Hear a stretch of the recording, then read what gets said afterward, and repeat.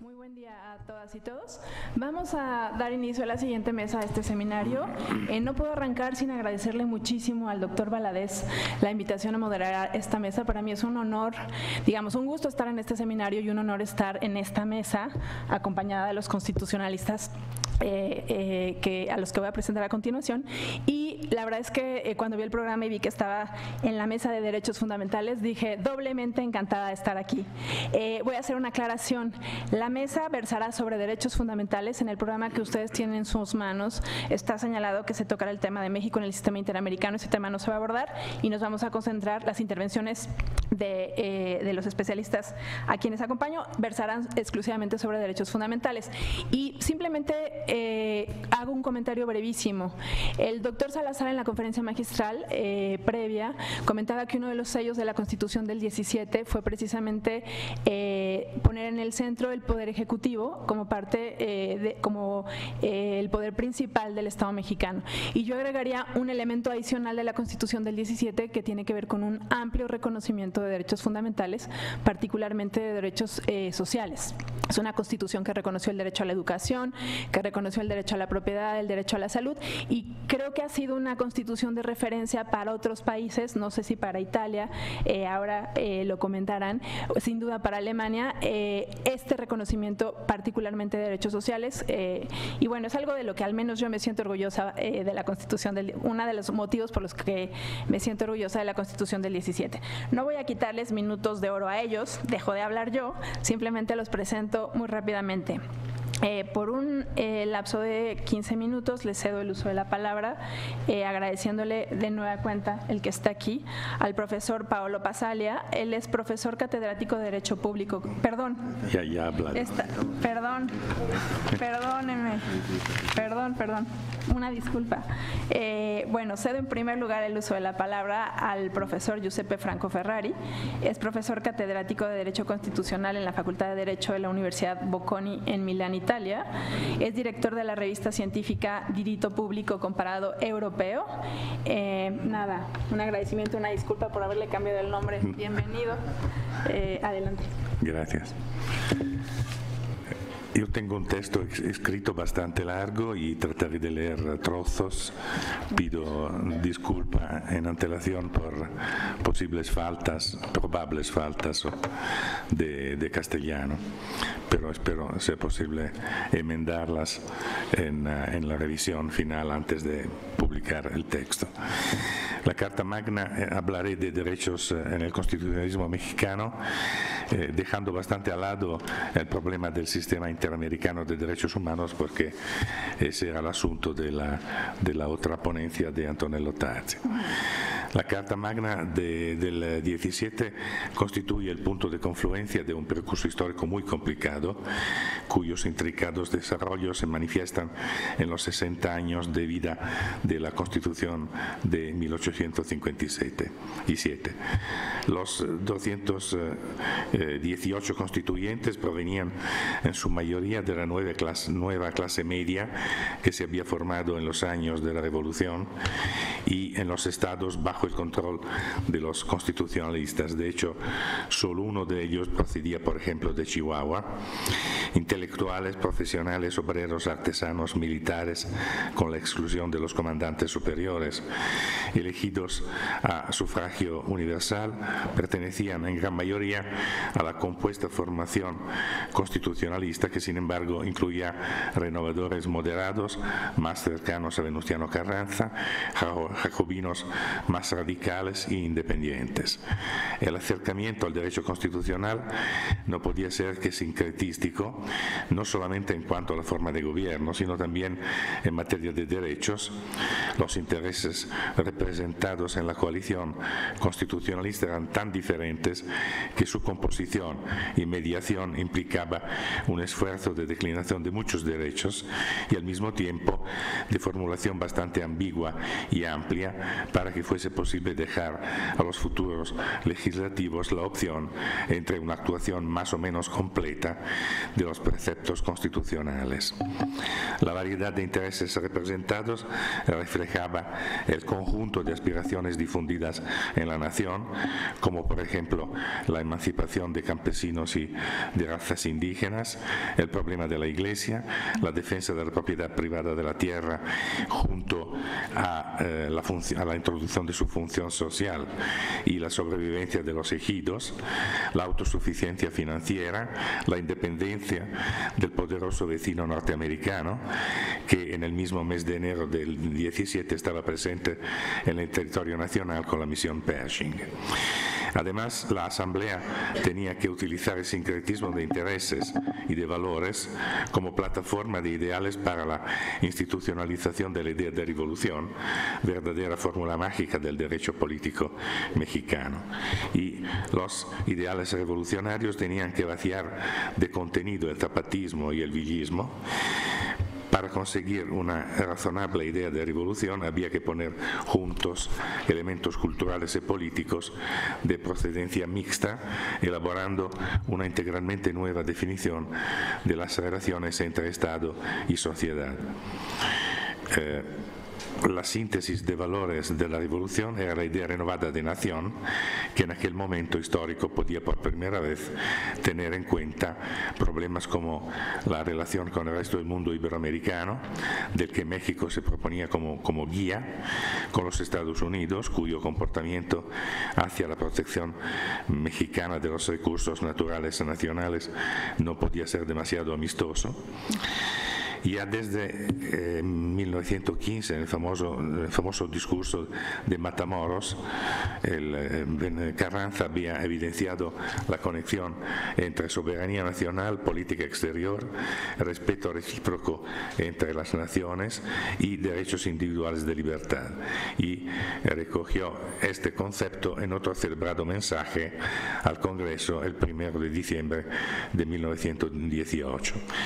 En pocas palabras, la síntesis de la Constitución coincide con el nacimiento de la nación en el contexto internacionalizado del primer conflicto mundial y asume un sentido identitario que compendia la revolución y la transforma en un hecho permanente, inclusivo, no falta de contradicciones, pero original. Es precisamente el contexto histórico lo que plantea problemas de interpretación de los derechos de libertad, cuya vocación es tendencialmente absoluta y absolutizante y que se presta mucho a mediaciones con intereses contingentes, aunque este carácter se haya descubierto con plena claridad solamente en épocas posteriores. La asimilación de la cultura de los derechos tuvo en la contingencia de la conclusión de la fase aguda de la revolución la oportunidad de contribuir a forjar el ideal de patria, o mejor, fue el catalizador del mismo ideal. Por otro lado, cargó el concepto de derechos de significados heterogéneos y autorizó interpretaciones flexibles de las normas concernientes a los derechos, no perfectamente riconducible a las doctrinas norteamericanas ni europeas, todavía en desarrollo después de la Primera Guerra Mundial y la República de Weimar. He dedicado un párrafo a la interpretación doctrinal del concepto de fundamentalidad, partiendo de la constatación que, de hecho, la Constitución mexicana no contiene definiciones positivas del concepto de fundamentalidad, ni una lista de derechos formalmente definidos fundamentales. Ni siquiera la Suprema Corte de Justicia de la Nación ha nunca tratado de formular alguna teoría orgánica de posición preferente, como la de Preferred Rights de la Corte Suprema norteamericana. mexicana. En otras palabras, me parece que falta una categoría formal de derechos fundamentales al estilo alemán o al norteamericano. Sin embargo, la doctrina ha tratado de desarrollar un concepto de fundamentalidad desde un análisis sistemática de varias disposiciones del texto constitucional, después de haber distinguido entre varios planes de debate, el de la teoría de la justicia, de la filosofía política, de la teoría del derecho, de la sociología o de la sociología del derecho, elaborando sobre y disfrutando de los mejores o más conocidos trabajos europeos como Garzón Valdés o Bernal Pulido en España, Ferraioli, Zagrebelsky e Guastini en Italia, Alexi y Hesse en Alemania. Una mezcla de teorías, la institucional, la axiológica, la democrático-funcional, la del Estado social, son aplicadas para llegar al resultado de la posibilidad de configurar en México también derechos fundamentales. Las posibles fuentes son, en primer lugar, normas constitucionales como, por ejemplo, el artículo 31, que se refiere a las obligaciones de los mexicanos, o el artículo 35, que menciona las prerrogativas de los ciudadanos, o el artículo 135 con referencia a los derechos de los trabajadores. Considerando, por otro lado, la misma rigidez constitucional incorporada en el artículo 135, la protección garantizada por el juicio de amparo, a pesar de la restricción en entrada debida al agravio impuesto al demandante por el artículo 107, párrafo 2, la existencia de la Comisión Nacional de Derechos Humanos como agencia independiente de los poderes políticos, impuesta por el artículo 102 y ayudada por autoridades análogas a nivel estatal, la appartenencia obviamente de México al sistema interamericano de derechos humanos. Muchos autores pueden hablar de derechos fundamentales como si su positividad fuese pacíficamente consolidada en términos formales. Los tratados internacionales pueden ser también utilizados por lo menos después de que la Suprema Corte ha superado su precedente jurisprudencia que los ponía en el mismo nivel de jerarquía de las leyes federales, para llegar a la conclusión de que los tratados internacionales se encuentran en segundo plano, inmediatamente debajo de la ley fundamental y por encima del derecho federal y local, según una interpretación más internacionalista del artículo 133. No hay duda que el fascino de las sistemáticas constitucionales alemanas y españolas y de ciertas populares construcciones filosófico-jurídicas italianas haya desplegado una influencia muy importante en convencer a muchos investigadores a pasar desde la protección de los derechos humanos, según preceptos internacionales transpuestos en el derecho constitucional doméstico a través de precisas cláusulas constitucionales y con efectos determinados, a una positivización de derechos fundamentales que en la Constitución mexicana no me parecen encontrar formal reconocimiento. También la jurisprudencia constitucional italiana o una fracción de la doctrina han preferido fundamentalizar algunos derechos estrictamente vacíos de esa calidad que la Constitución italiana reserva solo el derecho a la salud en el artículo 32. En Italia los años han demostrado que una promoción de derechos a una condición en apariencia jerárquicamente superior, por lo menos en un sistema que no incluye ni la calificación, ni un método o una justificación para introducirla, no resuelve problemas, sino los crea. Por ejemplo, exige que los intérpretes expliquen los resultados concretos de la operación, en términos de papel del legislador como intermediario interpuesto en la actualización del derecho o de formas preferenciales de protección protección del mismo derecho. Hasta el neoconstitucionalismo, que impone la rematerialización constitucional, la aplicación directa de la Constitución y su garantía jurisdiccional, y el favor para la desaplicación de normas primarias internas frente a convenciones internacionales, es dudable que se pueda utilizar los valores que permean la Constitución para crear categorías nuevas cuya existencia debe corresponder a contenidos de alguna importancia. En hechos de libertades negativas o derechos civiles, me parece que el texto originario de la Carta Magna se puede definir como muy avanzada para los tiempos de su aprobación. La lista de los derechos reconocidos, la calidad y la extensión de la protección de cada derecho y hacia la densidad normativa, como hablamos de Alexi, de las disposiciones constitucionales, se ponen sobre el nivel de las constituciones europeas de la generación liberal, o sea, de antes de la Primera Guerra Mundial. Muchas garantías introducidas en la Constitución alcanzan un nivel al que varias constituciones europeas llegarán solamente después del conflicto mundial, en los años 19-22, y a veces en la segunda mitad de los años 40. Es posible que el ejemplo de la tradición norteamericana haya afectado el pensamiento de los constituyentes, a pesar de la histórica aptitud de recíproco sospecho y del fundado temor mexicano de invasiones o de explotamiento de recursos naturales. Normas como las del artículo 26, antes de su revisión en el 83, y del artículo 10 en cuanto al alojamiento de militares, a la propiedad o al poseso de armas de cualquier clase, o también las garantías muy articuladas del juicio del orden criminal, pueden tener alguna relación con las correspondientes enmiendas del Bill of Rights.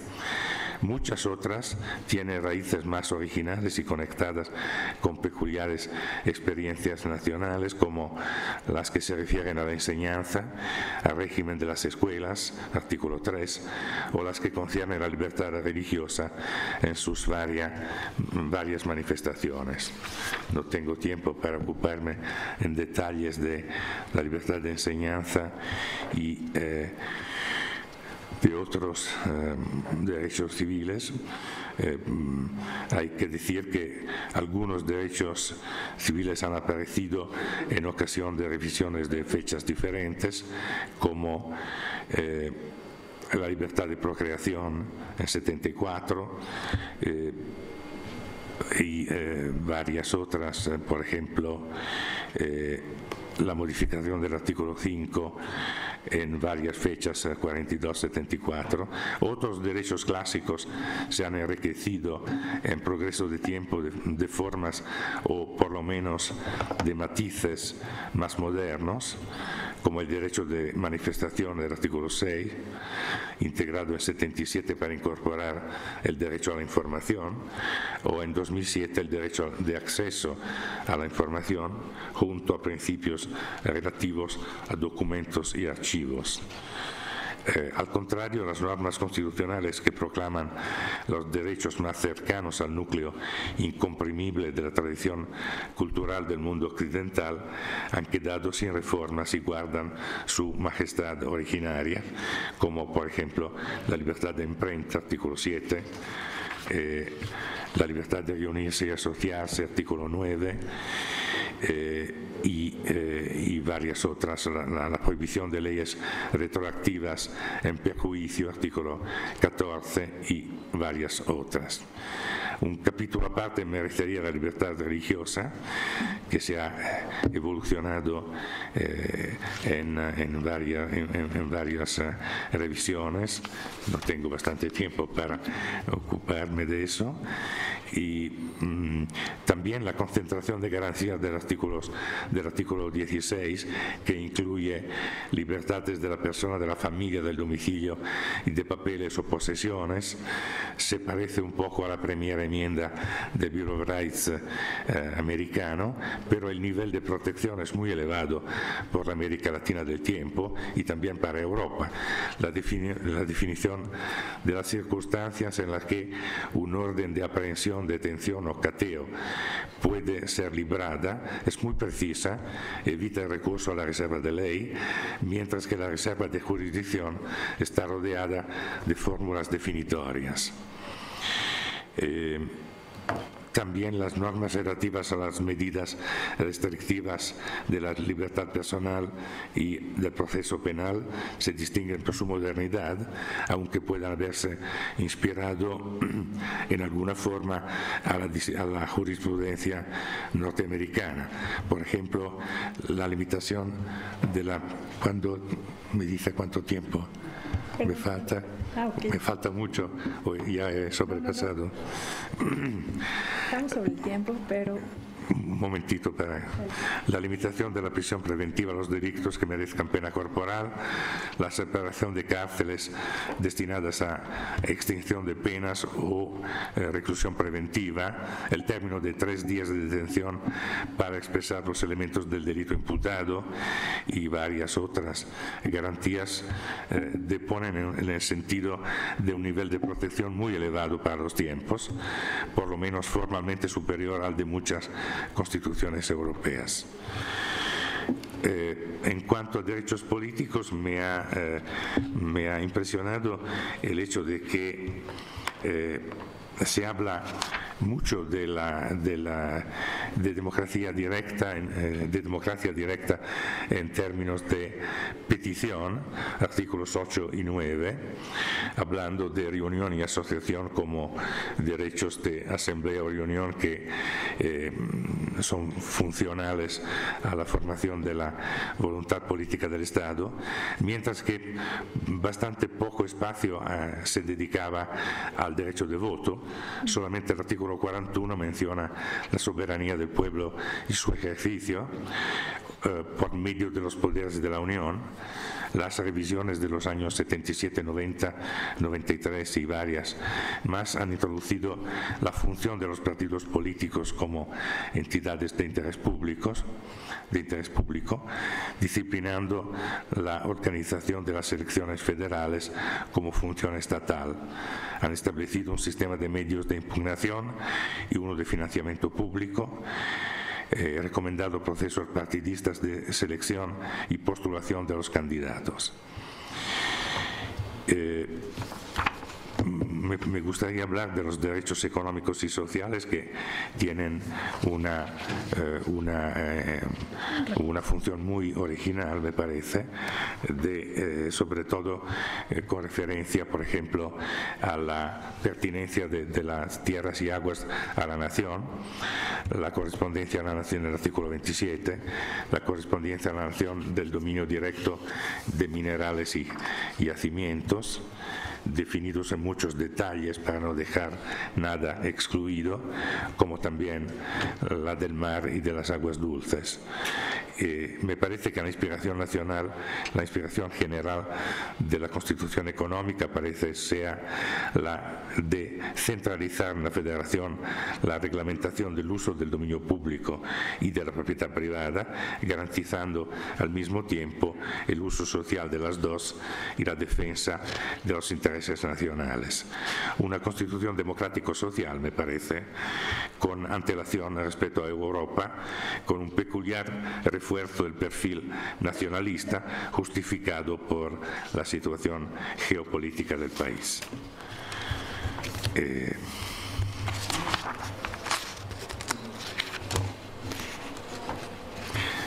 He dedicado también un párrafo a la diferenciación muy notable y a veces vistosa entre la condición de los ciudadanos y la de los extranjeros, que creo dependa de la memoria histórica de lo que había pasado entre el año 1845 y la Revolución. Dejo a su paciencia la lectura de lo que no he podido tratar. Gracias. Gracias.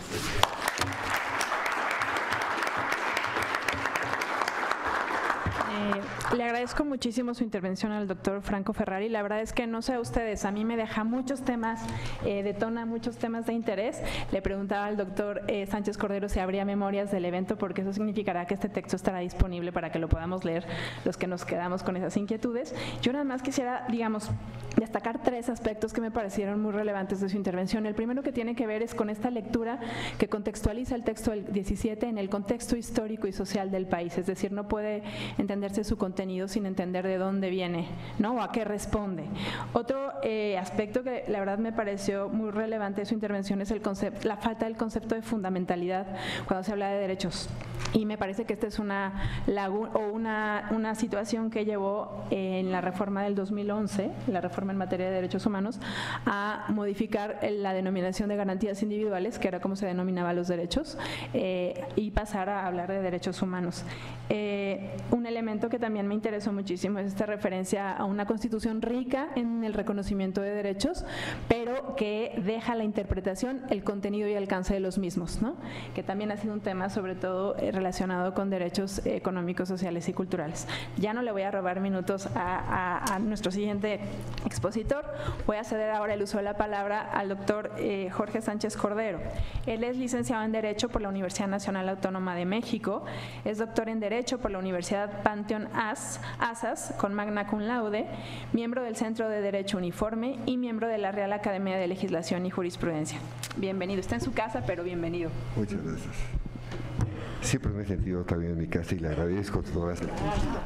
Yo quisiera, antes que inicie esta muy breve exposición, desde luego, agradecer desde luego al doctor Diego Valadez y al Instituto Iberoamericano de Derecho Constitucional, que han recogido con mucha simpatía, digamos, una iniciativa que fue concebida en París por el doctor Franco Ferrari y por su servidor en el seno de la Academia Internacional de Derecho Comparado.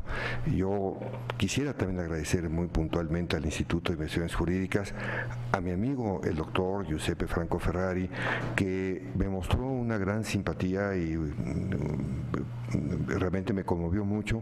Él manifestó que la Academia Italiana, el Foro Italiano, no podía permanecer indiferente ante la conmemoración de la Constitución mexicana, y ese fue la simiente, y por ahí vamos para poder construir este seminario que resulta en mi criterio muy relevante. Y desde luego a los colegas italianos que se tomaron el tiempo y el esfuerzo de cruzar el Atlántico para poder digamos, interactuar fundamentalmente con nosotros en esta conmemoración de nuestra propia Constitución. Y ahora, si me permite, voy a darle cuenta fundamentalmente a ustedes y aquí al auditorio fundamentalmente muy rápidamente de unas preocupaciones que me han estado motivando mucho, digamos, en los últimos tiempos, y que de alguna forma he invertido gran parte de mi tiempo digamos, en su estudio y en su análisis. Me quiero concentrar muchísimo en torno al problema de los derechos culturales colectivos, fundamentalmente, que es una de las grandes, digamos, de los desarrollos jurisprudenciales más interesantes que ha habido, por pronto, en el continente, en las Américas. Y digo en las Américas porque esto también ha incluido, como voy a dar cuenta, no solamente a los países de América Latina, sino también a los Estados Unidos y al Canadá. Pero ¿cuál es el marco? El marco reglamentario, el marco sobre el cual se parte, digamos, en nuestra región en torno, digamos, a este tema. El tema de la Convención Americana de Derechos Humanos, aprobada en 1969, como ustedes saben, se le conoce como el Pacto de San José, y en esta convención se hace escasa referencia a los derechos culturales. Carencia que en alguna forma intentó ser suplida por el Pacto de San Salvador de 1988. El Pacto de San Salvador, digamos, trató de suplir estas carencias, pero también recoger y a tratar de hacer operativa fundamentalmente el Pacto Internacional sobre los derechos económicos, sociales y culturales. la eficiencia fundamentalmente del marco normativo en este caso es altamente cuestionable, muy acotada, pues el Pacto de San Salvador únicamente hace referencia a los derechos laborales y a los problemas de educación, y allí se para. Y de ahí parte fundamentalmente el gran problema de pensar de nuestra región, que es cómo se detona fundamentalmente y cómo a través de ese marco normativo se podía empezar a tratar de resolver problemas que empezaban a agudizarse de una forma sustantiva fundamentalmente en la región de América Latina inicialmente.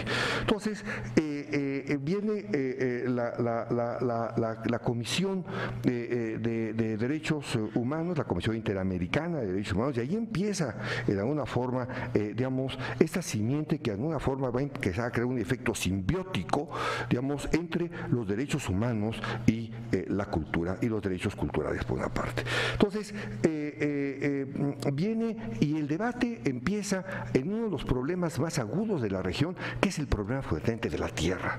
Entonces, trata de resolverse el tema fundamentalmente por parte de la Comisión en un problema inicial que es en Colombia con el presidente Guajibos, y posteriormente empieza a emergerse por otros lados también esta clase de problemas, por ejemplo en el Brasil. Y allí viene el caso de Yanomami, por ejemplo, de 1985, en la cual emite una recomendación muy interesante la Comisión Interamericana de Derechos Humanos, y la recomendación viene en el sentido de que le recomienda al Brasil asegurarle a esta comunidad indígena su supervivencia, su salud, su bienestar y la protección de sus derechos colectivos en su vínculo con la tierra. Pero más aún, le determina al gobierno de Brasil que había transgredido la libertad de esa comunidad indígena al negarle el derecho a una protección especial para el uso de su idioma y de todas aquellas características constitutivas de su identidad cultural. El debate entonces se inicia en América Latina sobre un problema de libertad cultural. Y la libertad cultural, y aquí es el énfasis, es importante, es una libertad colectiva, así lo empieza a entender el sistema, ya que la cultura siempre presupone la colectividad. Ahora bien, esta tendencia que se inicia en la Comisión Interamericana trasciende claramente, fundamentalmente, a la Corte Interamericana de los Derechos Humanos, en donde es claramente observable, fundamentalmente, la progresividad de este arquetipo. Hay un sinnúmero de precedentes a los cuales les pido ver en el crédito, y a los cuales a los lectores, como decía el doctor Franco Ferrari, a la paciencia y a la indulgencia del auditorio lo remito fundamentalmente a la ponencia escrita. Entonces, ya la Corte Interamericana empieza a desarrollar el tema de que el vínculo con la tierra de las propias comunidades existe una forma tradicional de propiedad colectiva de la tierra. Para las comunidades indígenas, sostiene la Corte, el vínculo con la tierra no se reduce a un problema de producción, sino que se halla fuertemente imbuido de espiritualidad. En esa visión radica, sin duda, el origen de los derechos colectivos. La Corte, si ustedes me permiten, tratar de entresacar los principios rectores fundamentalmente de esta propia jurisprudencia, esta arquitectura jurídica fundamentalmente que desarrolla la propia Corte, radica fundamentalmente en el problema de la solidaridad. Y la solidaridad lo entiende la Corte, en la que sostiene que la pertenencia del individuo se explica en razón del grupo o comunidad, y la consecuencia última de esta aseveración es la culturalización de los derechos humanos, que encuentra su basamento en la dignidad del grupo o comunidad cultural. Esta construcción jurisprudencial parte de la concepción que la cultura es un fenómeno colectivo, cuya realización cobra efecto mediante el ejercicio de derechos individuales, pero también y mayormente colectivos. La cultura, sostiene la Corte, para mencionar lo obvio, no resulta de un solipsismo individual, no es una verdad, sino un sistema de hábitos que constituye un legado. En esta perspectiva, la cultura individual empieza a desvanecerse, se empieza a desdibujar, para dar una respuesta holística a las necesidades y aspiraciones humanas. Seamos claros, la vulnerabilidad del individuo creó la necesidad de los derechos humanos, pero la vulnerabilidad de los grupos y comunidades culturales creó la concepción de los derechos colectivos culturales. El vínculo entre cultura y derechos humanos crea nuevos paradigmas, como el relativo, como lo he venido sosteniendo, a los derechos culturales colectivos. La aproximación colectiva es necesaria en la medida en la que el individuo no puede beneficiarse de ciertos derechos que le son comunes a otros y en donde a la colectividad le asiste el derecho de proteger, preservar y desarrollar su cultura común. Otros principios rectores de esta arquitectura jurisprudencial: la igualdad y la no discriminación, que son el fundamento primario de los derechos humanos, que no solamente involucran al individuo, sino al grupo o comunidad. Cuando se debate sobre derechos culturales colectivos, ello comporta irremisiblemente la definición de la identidad y desarrollos culturales. En sus inicios, en mi criterio, los derechos culturales estaban proyectados para ser armonizados con los sociales y económicos. ¿Cuál era el propósito político fundamentalmente de esto? Era asegurar la integración de las comunidades y de los grupos al Estado. Sin embargo, ahora, la reafirmación de la diversidad cultural, la interacción entre cultura y derechos humanos tiene una perspectiva totalmente distinta. Y ahí viene el problema del derecho a la cultura, que también desarrolla en una forma importante la Constitución italiana y otras muchas constituciones ya muy importantes de la región. El derecho a la cultura no se construye como el acceso a una cultura nacional, sino a una cultura específica. Para ello obliga tanto a la remoción de cualquier obstáculo, es muy importante, para el acceso a la cultura, específicamente y sin discriminación de ninguna naturaleza, como a la creación de condiciones para la preservación, desarrollo y difusión de la identidad de la historia, de la cultura, de la lengua, de las tradiciones y de las costumbres. De esta manera, el acceso a la cultura empieza y adquiere un carácter instrumental en la protección de grupos y comunidades culturales vulnerables. El derecho a la cultura presupone el respeto de los valores culturales, tanto de los grupos y comunidades como de los individuos, por parte de terceros que comparten esos valores. Conlleva pura y simplemente el respeto al derecho de la diferencia. De ello se concluye, mi criterio, que no necesariamente los grupos y comunidades comparten los mismos valores culturales en un mismo territorio con otros agentes culturales. Hay muchas razones que pueden explicar esto, como son la historia o las organizaciones sociales.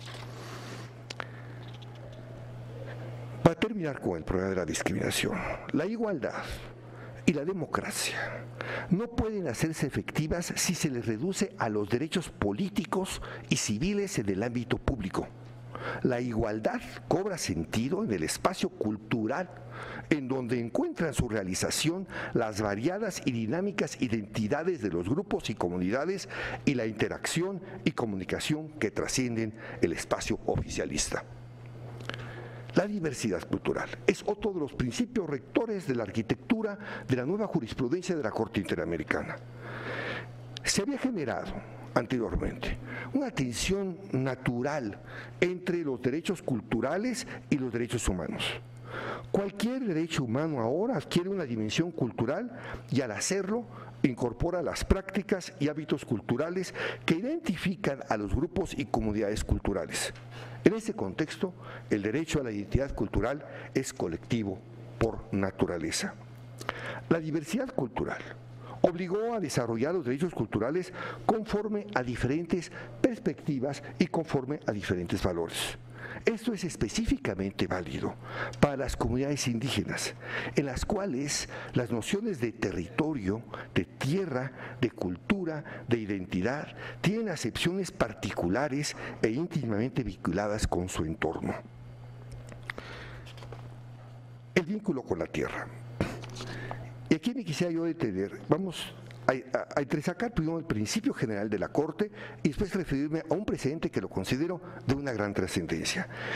Primero, la Corte falla y considera que el vínculo espiritual que guardan las comunidades indígenas con la tierra es la base fundamental de su cultura, de su vida espiritual, de su integridad y de supervivencia económica.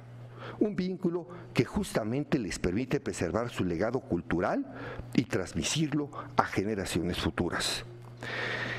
El órgano, la Corte, asocia el derecho a una vida digna, ampliamente reconocido como fundamental, al de la identidad cultural.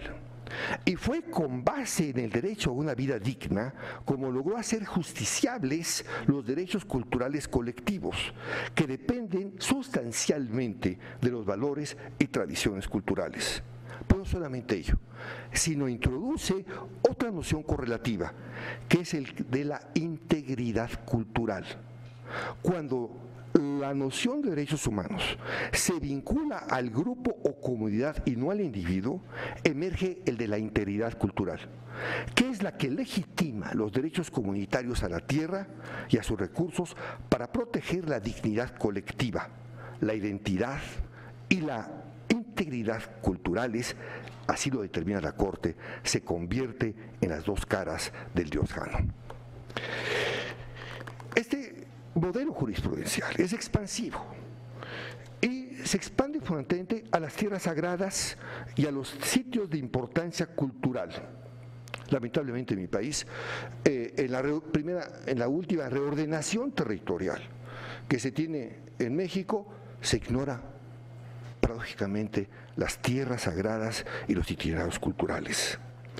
El derecho a la tierra resulta fundamental, ya que es su entorno el que le asegura a la comunidad la práctica de sus tradiciones y costumbres. El organismo interamericano, dice, sentenció que limitar el acceso de las comunidades a sus territorios altera su forma de vida, sus costumbres y su lengua. Y ahora quisiera referirme únicamente a un precedente importante. No sucede en México, sucede en los Estados Unidos, debió haber sucedido en México, pero por razones muy claras que voy a exponer, no lo hicimos. Una compañía canadiense, ustedes saben que las compañías canadienses ahora, sobre todo en la industria extractiva, han sido sumamente agresivas fundamentalmente en toda la región de América Latina. México no ha sido solamente la excepción, ni tampoco los Estados Unidos de América del Norte. Esta compañía canadiense extractiva empieza a desarrollar un proyecto minero de oro en la región del sur de California, de Arizona, y desde luego no fue en territorio mexicano. El estado de California y el gobierno de los Estados Unidos decretaron una serie de medidas ambientalistas y de protección cultural, sorprendentemente. La compañía canadiense, se instala el panel de arbitraje conforme al Tratado de Libre Comercio de América del Norte, ahora tan discutido, el TELECAN, el NAFTA, el ALENA, si quieren ustedes en francés, y determina en un punto alega del capítulo 11 que es de una gran sensibilidad que se refiere a las inversiones extranjeras, y dice que el Estado de California y el gobierno federal de los Estados Unidos no habían satisfecho el trato justo y equitativo y habían menoscabado las garantías del inversionista. Lo más relevante de este caso es el laudo arbitral. Y el laudo arbitral favorece al Estado de California y al gobierno de los Estados Unidos. Y se funda en lo siguiente: pondera el laudo arbitral el respeto y protección de los derechos colectivos culturales de comunidades específicas. En este caso, los de las tribus de Catawban, asentadas en Fort Yuma, que comprende Arizona, California y desde luego parte del territorio mexicano en Baja California Norte. La sentencia fue contundente. La empresa canadiense había transgredido el entorno de las tierras ancestrales de esta etnia, por la que existían bases para legitimar la adopción de medidas conservacionistas. Este precedente comporta un prisma con diferentes aristas: la prevalencia del orden cultural sobre los intereses crematísticos, el respeto a las tierras sagradas de las comunidades y el vínculo de estas últimas con esos territorios, entre otras, y fortalece el argumento de que los individuos no viven en forma aislada, sino que se necesita de la comunidad para darle a su vida valor y significado. Voy a ajustarme al tiempo. Otro de los grandes principios rectores, fundamentalmente de la Corte, es el derecho a la consulta. El derecho a la consulta que asegura la igualdad real en comunidades vulnerables como los indígenas. ¿Qué dice la Corte? Que ha trascendido, por otra parte, a la Corte mexicana. Dice que la consulta debe ser previa, culturalmente adecuada, informada y de buena fe. Debe ser culturalmente adecuada, pues tiene que hacerse de acuerdo con las costumbres de la comunidad y apegarse a los métodos tradicionales que emplean para la toma de decisiones. Por lo tanto, las comunidades indígenas deben elegir con plena libertad sus formas de decisión interna, así como las personas que habrán de representarlas durante la consulta, sin que le sea dable al gobierno objetar cómo se toman las decisiones de estos núcleos. La consulta debe ser informada. Por eso se determina que se exige la existencia de información precisa sobre la naturaleza del proyecto y sus consecuencias, como pueden ser, por ejemplo, riesgos ambientales y de salud. Lo anterior obliga a los gobiernos, y en este caso el gobierno de México, entiendo, no es excepción, a difundir esa información entre las comunidades, así como a mantener una comunicación constante con ellas. La información debe ser objetiva, debe ser imparcial y debe ser comprensible. Pero más aún, la consulta debe ser de buena fe. Se debe provocar la consulta sin asomo de cualquier tipo de coerción por parte del gobierno o de sus agentes que actúen con su autorización o aquiescencia. La buena fe también debe desarrollarse en un ambiente que no sea hostil a las comunidades para que eviten tomar decisiones viciadas o precipitadas. La inobservancia de estos requisitos lesiona el derecho de igualdad, toda vez que soslaya el estado de vulnerabilidad, así como el derecho a la información y a la libre autodeterminación y, desde luego, a las prácticas y actividades históricas de las comunidades.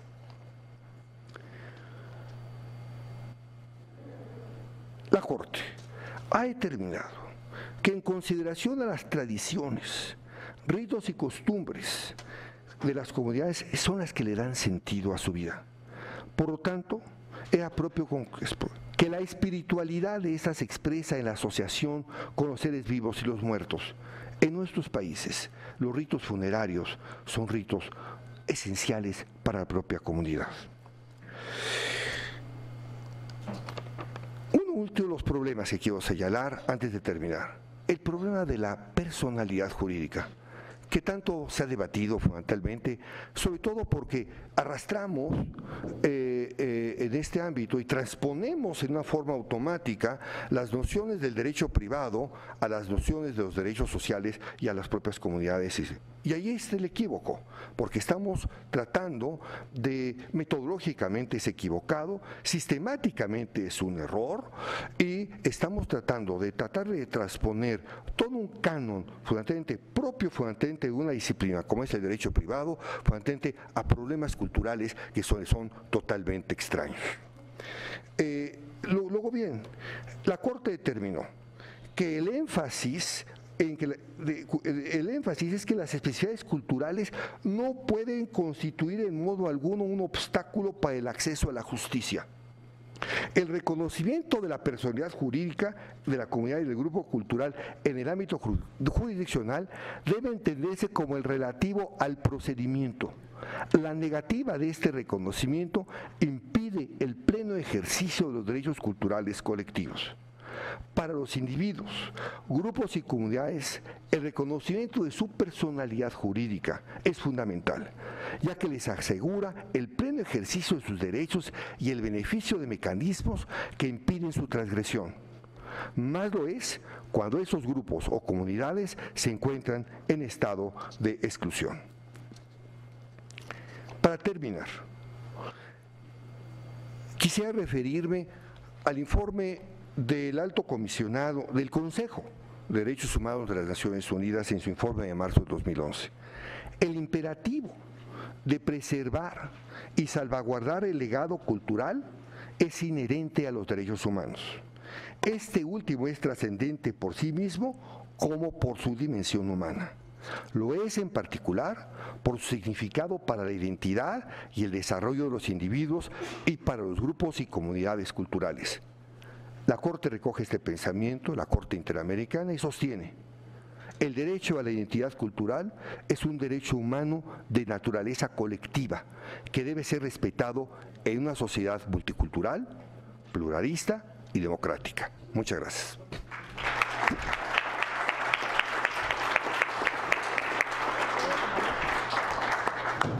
Le agradezco mucho al doctor Sánchez Cordero su intervención y también me quiero disculpar con ustedes por la accidentada de la moderación. Le cambié el nombre al profesor Franco Ferrari, luego dije que no se iba a tocar sistema interamericano y la ponencia del doctor Sánchez Cordero, y yo lo agradezco muchísimo que así haya sido, aborda a través de casos y sentencias de Corte Interamericana, derechos culturales, derecho a la consulta previa, derecho a la propiedad, derecho a la personalidad jurídica, que me parece que son derechos fundamentales y que tienen, creo, que sean abordados de manera muy particular y muy rica desde el sistema regional de protección.